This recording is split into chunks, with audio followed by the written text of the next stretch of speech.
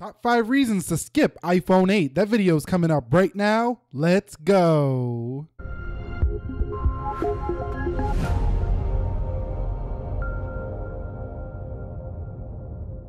So what is up, guys? Nick here, helping you to master your technology, and welcome to my top 5 reasons why you should skip the iPhone 8 or 8 Plus. This video goes for both of these devices. Now, word's been going around, these are the most boring iPhones ever. People are, finding every little reason to pick on the iPhone 8 and 8 Plus for having the same design. And it's kind of, justified in seeing what the competition has done all year. And that's where I begin this video. Number one is the competition has outdone Apple all year long here. So let's begin with the first phone this year that really stunned people, which was the LG G6, an all-screen design. This is basically what Apple is bringing with the iPhone X/10, whatever you want to call it. Apple doesn't want you to call it the X, but this is basically what they're bringing here, but they're stretching the screen a little bit closer to the edge as we would like. So LG G6 started this, and this phone is months old already and still looks better, I think, than the iPhone 8 Plus. Now, coming up next was, slightly after that, was the Galaxy S8, the world's best phone right now, according to many. This is the S8 Plus, for example. This is the larger variant, and this phone is actually cheaper than this phone, and I think a lot would agree it looks much better and much more futuristic. And to this day, I've had this phone for about 6 months now, and it still feels like a futuristic modern smartphone. It doesn't feel like it's outdated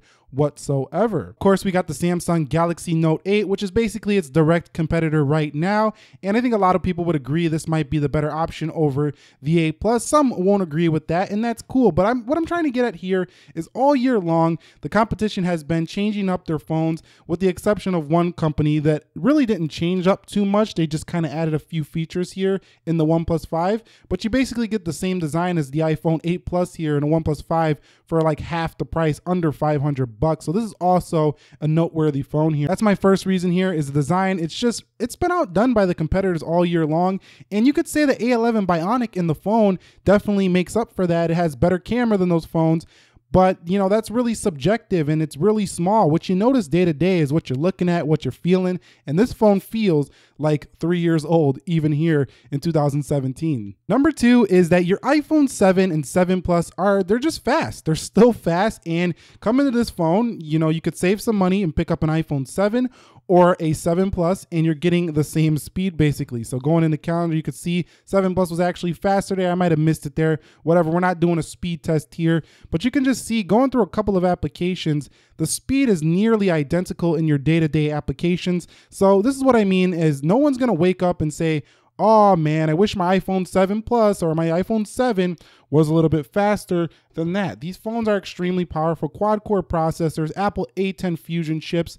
These things are still beasts, and you could save money picking them up used, or even at Apple. They're actually way cheaper now than the iPhone 8 Plus. So that's my second reason why you should skip out the iPhone 8 Plus, because you can get an iPhone 7 if you are looking for this, and it's basically the same phone, and you're gonna save some dough. My third reason is this portrait mode camera is a hit or miss. So one thing that's been heavily advertised is the portrait modes, and these might get better with time, but as the recording of these videos, this portrait mode right here with all these new features, it was exciting to look at on stage at the keynote, but in practice, you gotta shoot this like 3-4 times, maybe 5 times before you get that perfect picture. Lighting does matter here, and this is another reason why I think this might be a skip, because one of the main features that you're looking for in this iPhone 8 Plus is supposed to be a new feature, making your phone feel new. Doesn't even work all that well, and I don't think you're gonna be using it that much, because it's just hit or miss. It just doesn't work all that well. So you might even just be using the portrait mode, the standard one, for most of your portrait shots. My number 4 reason is it's a little bit different. It's not really a product-based reason. It's more like, something Apple's business side of thing I think is doing. And that is that this is more of a money grab for short-term attention. So, Apple is one of the best marketing companies in the world. We know this, and we market here on this channel. Everyone on YouTube is marketing themselves, so we know, us YouTube creators know a little bit about marketing. Most of them won't tell you that, but we do. And the deal is here. This was short term. They know that the iPhone 10 is coming out, and they know that they're Apple. They can say what they want, do what they want. People are going to follow. So they came out with a few new features to hype this thing up, and I feel like it's a cash grab from consumers to keep that cash flow going, and there's nothing wrong with that. I'm not knocking them. That's cool. You know, you got to keep the business flowing. But, you know, in terms of the consumer, I don't think the consumer wins too much on the iPhone 8 Plus. It's more of like you're paying for something that you can basically get for much cheaper if you're looking for discounted iPhone 7 Pluses or even some other Android phones that are even cheaper than that, like I mentioned earlier with the OnePlus 5. And number 5 is the price is just too high for this smartphone. Now, I'll tell you why. So the iPhone 8 and 8 Plus, you know, you might not even notice this, but they're slightly more than they were last year with the iPhone 7 and 7 Plus. Now, don't get me wrong. If you dropped this phone last year, Apple, at that price, I would have been like, okay, it's your latest phone. It's a little bit new. But to come out with a similar design, raise the price, and go to almost, it's actually over $1,000 for the 256 gig 8 Plus, which is already in the same territory as the iPhone 10. So I just don't understand why you would buy this phone over the upcoming 10, you know, for $50 more. And the one you really want is the 256 gigabyte. The larger storage capacity is always going to give you, you know, it's just going to give you a faster phone. The storage speeds are faster. And I've noticed anytime I buy an iPhone with more storage, it just feels a little bit more fluid than the lower capacity storage iPhones. I don't know why that is. You guys know, drop it down below in the comments.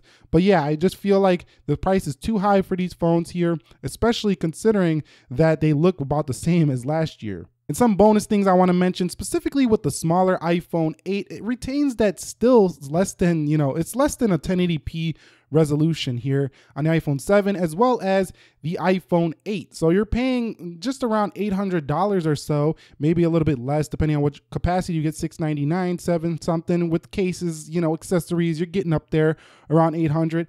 And that's pretty pathetic when you're talking about the fact you're not even getting a 1080p screen at this price point. You pay that kind of money on Android, you're getting 2K resolution standard on most smartphones. So yeah, that's pretty much my reasons why I think, my top 5 reasons why I think you should skip out on the iPhone 8. If you guys agree with my reasoning, go ahead and drop it down below in the comments section of this video. And I don't want to come up here and, you know, just sound like a negative Nancy. I do think that this is an incredibly powerful smartphone. It's desktop class powerful. It's a beast.